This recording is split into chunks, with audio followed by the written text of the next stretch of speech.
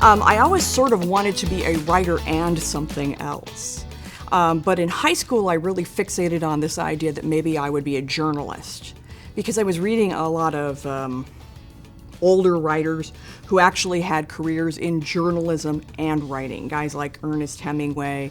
That seemed to be the model career. When I got to college, I discovered that being a journalist really wasn't what I wanted to do. I switched around quite a bit until I hit upon education quite by accident. And I actually started writing my first novel that I thought was a serious novel about 13. I honestly thought maybe I could make a go of being a novelist after high school, but I never thought that it could be my main career. Mostly what I teach, although certainly not everything I teach, is writing. Even when I was the ELA coordinator, my number one interest is writing, and my PhD is actually in a thing called second language writing. So when I teach writing, regardless of the kind of writing you do, fiction, nonfiction, artistic, lyrical, whatever it is you do, you're actually trying to communicate something to someone. Even when I write fiction, one of my major hopes is to stimulate a response in the reader, right? So as somebody who's actually actively writing and trying to actively communicate, whether it's an emotion or information, I'm actually kind of in the same boat as the students are. They're actually doing it for a grade, but it's sort of hopeful that when they're learning from somebody who's actually writing in the world, that they can see that they don't have to limit themselves to just writing for school.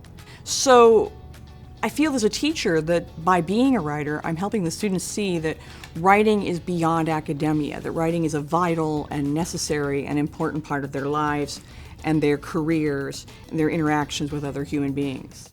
The first published novel I have is not part of a series, but it was going to be.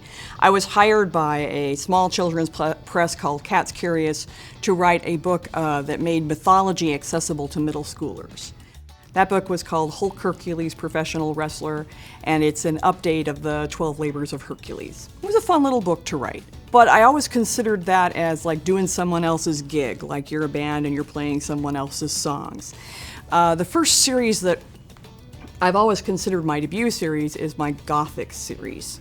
This is a series about a family that has a long-standing contract with Egyptian gods who are sort of imprisoned in the afterlife. And it's largely the adventures of these people and the people that they meet. It's set in, well, it will go from 1837 to 1920. I've just finished the third one of those, in which the second generation of the family ends up in Dante's Inferno for a book.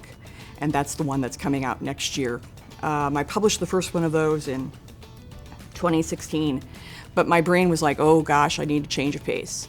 So then I did a little dive into a middle grade series about this junior high monster hunter whose parents are B-movie actors and also are monster hunters. In the first book, she discovers that being a person who interacts with like the supernatural isn't exactly like it's portrayed in her dad's movies.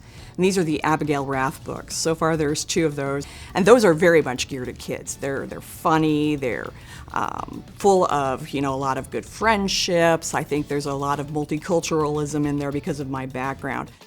I think one of the things that if you're going to create in any venue, whether it's music or film or writing or painting, is you just have to sort of be okay with what other people think.